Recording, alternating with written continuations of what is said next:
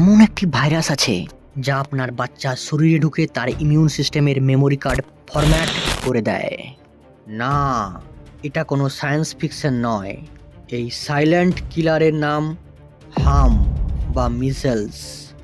ডাক্তাররা একে বলে ইমিউন অ্যামনেসিয়া।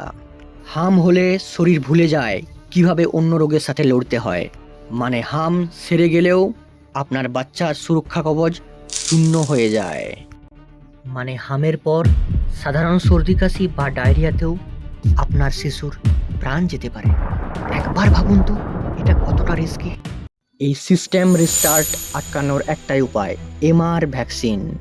এটি শুধু হাম নয়, ইমিউন মেমোরিকেও রক্ষা করে। দেরি করবেন না, ভ্যাকসিনের প্রথম ডোজ 9 মাসে এবং দ্বিতীয় ডোজ 16 থেকে 24 মাসে।